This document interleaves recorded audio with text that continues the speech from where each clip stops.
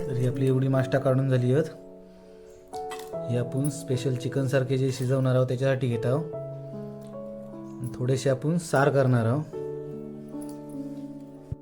ह्या पाणी एका चव चांगली असता. आपण या रेसिपीसाठी सामान घेतला मीठ, चिकन मसाला थोडासा वापरणार आहोत, मालवणी भाजको मसालो, गरम मसाला, हळद, टोमॅटो कापून घेतलो बारीक चिरून, कांदो घेतलो, आलं लसूण पेस्ट, मालवणी स्पेशल भाजक्या वाटप, तमालपत्र, कोथिंबीर, कोकमा, थोडासा हिवस असता म्हणून ही आपण एवढी भाजीसाठी घेतली आहेत. आणि त्याच्यात भरीक भर म्हणून बटाटी घेतली आहे. बटाटी नाही वापरली तरी चालता, पण माष्टा आपल्याकडे कमी असल्यामुळे आपण बटाटी वापरतो. गॅस चालू केलो.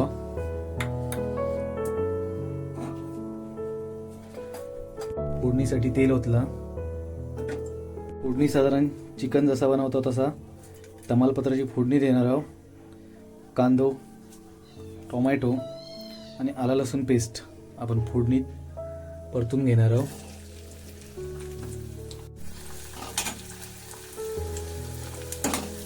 चांगलो कांदो तांबड्या रंगावर परतून घ्यायचो. कांदो साधारण तांबूस रंगाचा झाल्यावर त्यात टोमॅटो ॲड करायचो.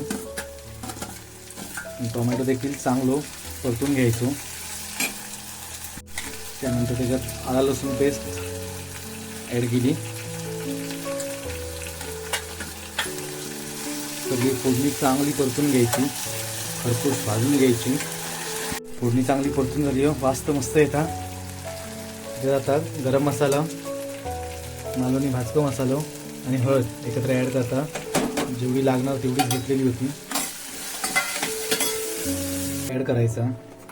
साधारण शिंपले कुठलेही असू दे, म्हारे असू दे, तसरे असू दे किंवा मुळे असू दे, रेसिपी सारखीच असता. फक्त हे म्हारे म्हणजे सगळ्यात मोठे शिंपले. त्यांची माष्टा मोठी येतात, खाऊक पण मस्त वाटतात. त्याचं थोडंसं हिवसपणा किंवा चिकटपणा असतो तो घालवण्यासाठी कोकम ॲड करायचा. आणि सगळं मिश्रण चांगलं ढवळून घेऊन त्याच्यात मीठ ॲड करायचा.